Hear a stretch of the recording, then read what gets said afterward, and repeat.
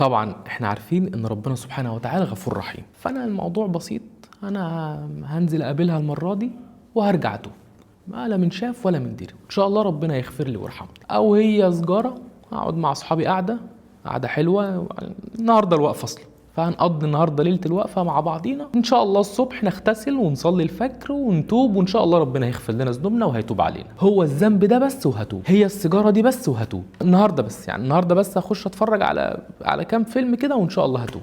ده حال ناس كتير او تفكير ناس كتير، هو ذنب هعمله وهرجع اتوب، وان شاء الله ربنا سبحانه وتعالى غفور رحيم وهيقبل توبتي. مين اللي كان بيفكر التفكير ده قبلنا؟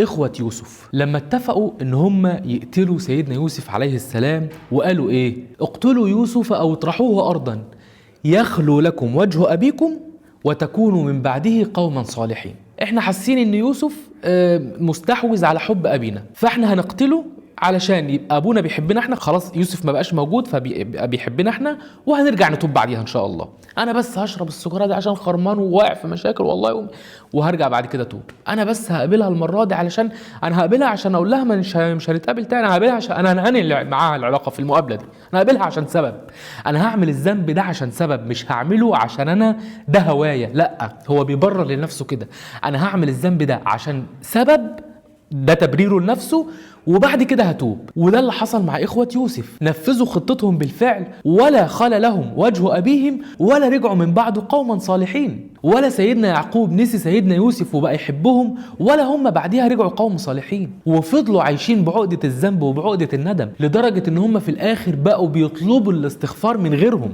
ما بقوش حتى عارفين يستغفروا لنفسهم، بقى بيطلبوا من أبوهم انه يستغفر لهم، قالوا يا أبانا استغفر لنا ذنوبنا إنا كنا خاطئين. الاستغفار لنفسهم ما بقوش عارفين يعملوه، ما بقوش عارفين يطلبوا التوبة لنفسهم، فانت ايه اللي ضمنك ان انت لما تعمل الذنب ده هتعرف تتوب بعده؟ إخوة يوسف ما عرفوش يتوبوا بعده، بقى بيطلبوا غيرهم يستغفر لهم عشان ربنا يتوب عليهم. فاوعى تقع في الذنب وانت مصر وعارف انه ذنب بحجة ان انا هرجع اتوب بعديه، ما تعرفش، ممكن ما تعرفش تتوب، مش هقولك ممكن تموت او ممكن يبقى دي خاتمة سوء وممكن دي تكون اخر حاجة بتعملها وتموت على الذنب، مش شرط، ممكن تعيش بعد الذنب بس ما تعرفش تتوب، ما توفقش للتوبة، ربنا سبحانه وتعالى لا يرزقك التوبة فما تعرفش تتوب. فاوعى تقول هعمل الذنب وارجع اتوب، لانك ممكن بعد الذنب ما تعرفش تتوب.